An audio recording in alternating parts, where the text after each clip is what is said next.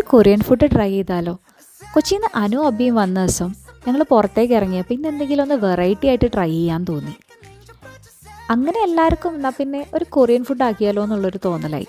പിന്നെ ഞങ്ങൾ നേരെ വിട്ടത് കമ്മനഹള്ളിയിലെ കൊറിയാക്കിയിലേക്കാണ് കേട്ടോ. അത്യാവശ്യം ഒത്തൻറ്റിക് ആയിട്ടുള്ള കൊറിയൻ ഫുഡ് നമുക്ക് കഴിക്കണം എന്നാണെങ്കിൽ ബെസ്റ്റ് ഓപ്ഷനാണ് കേട്ടോ കൊറിയാക്കി. കുറച്ച് നേരം ഞങ്ങൾക്ക് വെയിറ്റ് ചെയ്യേണ്ടി വന്നു, അത്രയ്ക്ക് തിരക്കുണ്ടായിരുന്നു കടയിൽ.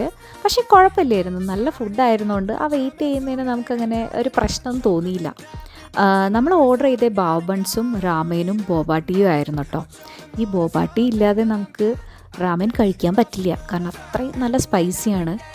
പക്ഷേ കുഴപ്പമില്ല, ടേസ്റ്റ് ഉണ്ടായിരുന്നു. അതുകൊണ്ട് ഞങ്ങളെല്ലാവരും കംപ്ലീറ്റ് ചെയ്തിട്ടാണ് അവിടെ നിന്ന് ഇറങ്ങിയത്. പിന്നെ ഞങ്ങളെല്ലാവരും കൂടി കുറച്ച് നേരം കമ്മനഹള്ളിയിലൊക്കെ വെറുതെ അങ്ങോട്ടും ഇങ്ങോട്ടൊക്കെ നടന്ന് ആ ദിവസം മൊത്തം അങ്ങനെ സ്പെൻഡ് ചെയ്തു. ഏട്ടനില്ലാത്തൊരു വിഷമമുണ്ട്, കാരണം പുള്ളിക്ക് ലീവ് കിട്ടിയില്ല. ഇത് കോൺസ്റ്റൻ്റ് ആയിട്ട് ഞാൻ പറയുന്നൊരു കാര്യമായിപ്പോയിട്ടുണ്ട് ഇപ്പോൾ.